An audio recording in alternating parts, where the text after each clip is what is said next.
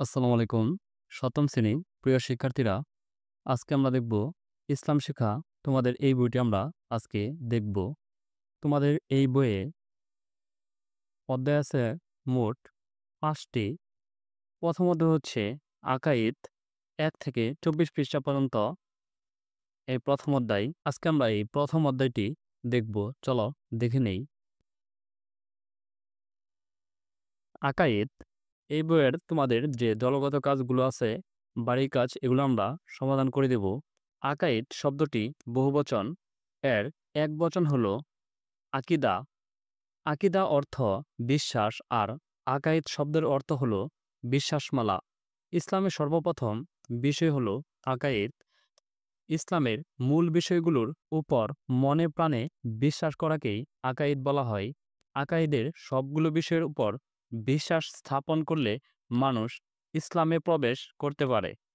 অর্থাৎ তাওহীদ, রিসালাত, আখিরাত, আসমানি কিতাব, ফেরেশতা, তাকদীর ইত্যাদির উপর বিশ্বাস স্থাপন করার নাম আকাইদ। যে এসব বিষয়ে বিশ্বাস করে সেই ইসলামে প্রবেশকারী বা মুসলিম। এই অধ্যায়টি শেষে তোমরা কি কি শিখবে?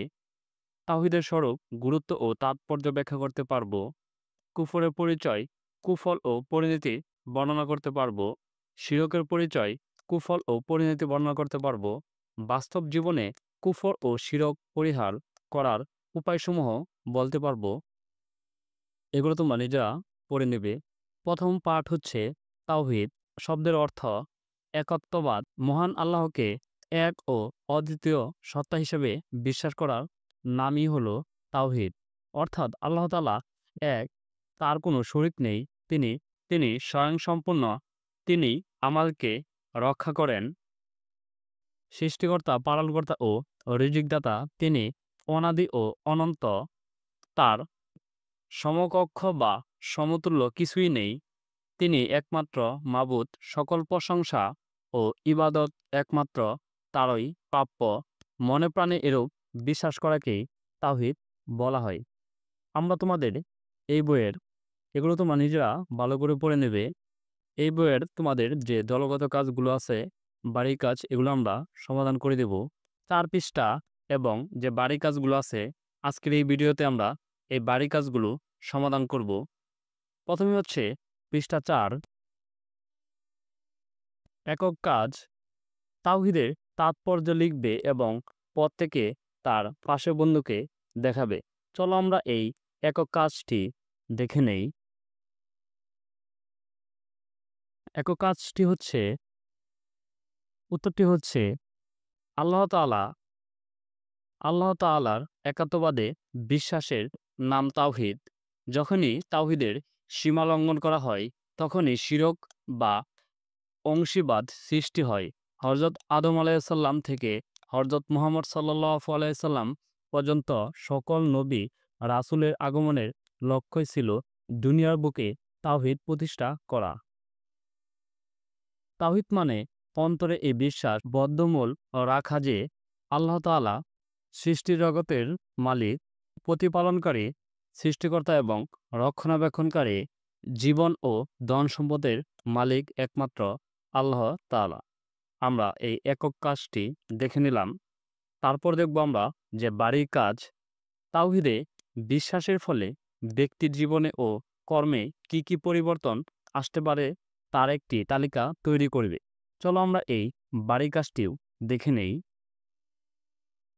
বাড়ির কাজটি হচ্ছে তোমাদের, উত্তরটি হচ্ছে তাওহীদ শব্দের অর্থ হলো একাত্মবাদ বা আল্লাহর একত্বে বিশ্বাস। এটি এমন একটি ধারণা বা যা মানুষের জীবনে ও কর্মে গভীরভাবে প্রভাব ফেলে। তাওহীদে বিশ্বাসের ফলে নিম্নলিখিত পরিবর্তনগুলো ঘটে। ১. আল্লাহর প্রতি পূর্ণ আত্মসমর্থন।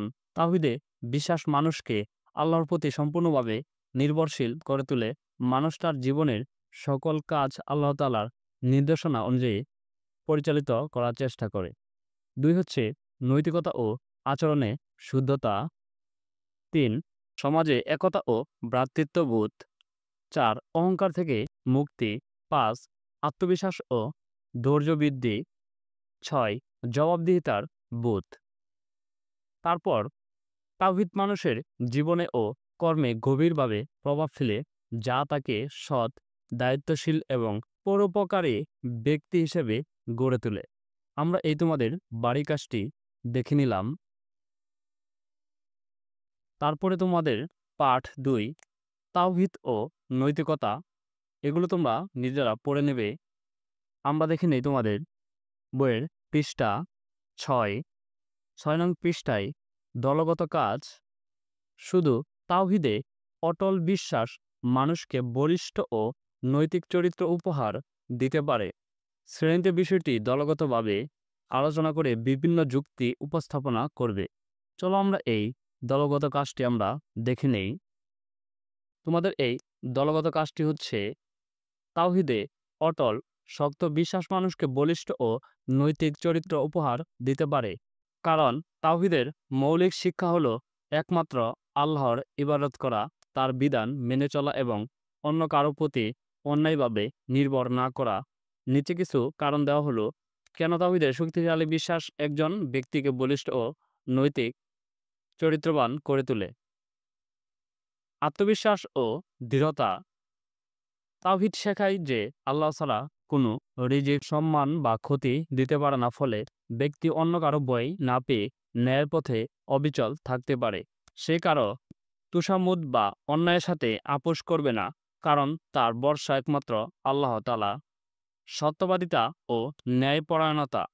তাওহীদের বিশ্বাসী ব্যক্তি জানে যে আল্লাহ সবকিছু দেখেছেন এবং প্রতিদান দেবেন। তাই সে কখনো মিথ্যা বলে না বা অন্যায় করে না। অন্যের হক নষ্ট করা বা প্রতারণা করা থেকে সে বিরত থাকে। ধৈর্য ও সহনশীলতা। কষ্ট, বিপদ বা পরীক্ষার মুহূর্তে সে ধৈর্য ধারণ করে, কারণ সে বিশ্বাস করে যে সবকিছুই আল্লাহ তাআলার ইচ্ছায় হয়, এতে কল্যাণ আছে। সে হতাশা বা ভেঙে পড়ে না, বরং আল্লাহর উপর ভরসা করে সংকট মোকাবিলা করে। আত্মসংযম ও গুনাহ থেকে দূরে থাকা। শক্তিশালী তাওহীদ মানুষকে হারাম কাজ, লোভ, অন্যায় কামনা ও অশ্লীলতা থেকে দূরে রাখে। সে জানে যে দুনিয়ার সুখ সাময়িক, কিন্তু আখিরাতের চিরস্থায়ী। তাই সে আত্মসংযম চর্চা করে। বিনয় ও অহংকারমুক্ত চরিত্র। তাওহীদ ব্যক্তি মনে করে যে সে আল্লাহর একজন বান্দা এবং তার কোনো শক্তি আল্লাহর ইচ্ছা ছাড়া কার্যকর নয়। ফলে সে অহংকার করে না এবং অন্যকে তুচ্ছ তাচ্ছিল্য করে না, বরং বিনয়ী ও নম্র আচরণ করে। ইনসাফ ও সামাজিক ন্যায়বিচার। সমাজ ও মানবতার কল্যাণে আত্মনিয়োগ। কুসংস্কার ও শিরক থেকে মুক্তি। আমি তোমাদের এই উত্তরটি অনেক বড় করে দিয়েছি। তোমরা চাইলে কিছু কিছু বিষয় এখান থেকে স্কিপ করে আরো ছোট করে তোমরা লিখতে পারো। উপসংহার। তাওহীদের শক্তিশালী বিষয় মানুষকে আত্মবিশ্বাস, সত্যনিষ্ঠ, ধৈর্যশালী, ন্যায়পরায়ণ, বিনয়ী, সংযমী ও মানবতার কল্যাণে আত্মনিয়োগকারী করে তোলে। তাই তাওহীদ শুধু একটি বিশ্বাস নয়, বরং এটি মানুষের চরিত্র ও জীবনধারাকে শুদ্ধ ও উন্নত করার একটি পরিপূর্ণ পথ। আমরা তোমাদের এই দলগত কাজটি দেখে নিলাম। তারপরে দেখব আমরা পাঠ ৩ এর কুফর। তোমাদের পৃষ্ঠা ৭ এর যে দলগত কাজটি আছে সেটি হচ্ছে, পৃষ্ঠা ৭ এর যে দলগত কাজটি, শিক্ষার্থীরা ২ দলে ভাগ হবে। এক দল কুফরের পরিচয় বর্ণনা করবে, অপর দল কুফরের কুফল ও পরিণতি বর্ণনা করবে। চলো আমরা এই পৃষ্ঠা ৭ এর এই দলগত কাজটি দেখে নেই। পৃষ্ঠা ৭ এর এই দলগত কাজটি হচ্ছে তোমাদের প্রথম দল কুফরের পরিচয় ও প্রকারভেদ। কুফরের পরিচয় ও প্রকারভেদ। এই দলটি নিম্নলিখিত বিষয়গুলো ব্যাখ্যা করবে। ১. কুফরের সংখ্যা। কুফর শব্দের অর্থ অস্বীকার বা দেখে রাখা। ইসলামে কুফর হলো আল্লাহ তার রাসূল ইসলামের মৌলিক বিষয়গুলো অস্বীকার করা। ২. কুফরের প্রকারভেদ। কুফর অস্বীকার করা, আল্লাহর অস্তিত্ব, কুরআন বা রাসূলকে মেনে না নেওয়া। কুফর আল ইবা আল ইস্তিকবার, অহংকার ও অবজ্ঞা, সত্য জানার পরও মানতে অস্বীকৃতি, যেমন ইবলীসের কুফর। কুফর ইসলামের সত্যতা নিয়ে সন্দেহ পোষণ করা। কুফর মুখে ইসলাম স্বীকার করা কিন্তু অন্তরে বিশ্বাস না করা। কুফর ইসলামের বিধান মানতে আগ্রহ না দেখানো বা অবহেলা করা। দ্বিতীয় দল কুফরের কুফল ও পরিণতি। এই দলটি কুফরের ভয়াবহ কুফল ও পরিণতি বর্ণনা করবে। আন্তিক ও মানসিক অস্থিরতা। আল্লাহর নির্দেশ অমান্য করলে মানুষের মনে প্রশান্তি থাকে না, কারণ সে ভুল পথে চলে। নৈতিক অধঃপতন। কুফর মানুষকে মিথ্যা, প্রতারণা, অন্যায় ও পাপের দিকে ঠেলে দেয়। ৩. দুনিয়াতে আল্লাহর অভিশাপ ও শাস্তি। অনেক জাতি কুফরের কারণে ধ্বংস হয়েছে, যেমন নূহ আলাইহিসসালাম এর জাতি, আদ ও সামুদের জাতি। কবরের আযাব। কুফরী অবস্থায় মৃত্যু হলে কবরের কঠিন শাস্তির সম্মুখীন হতে হয়। আখিরাতের কঠিন শাস্তি।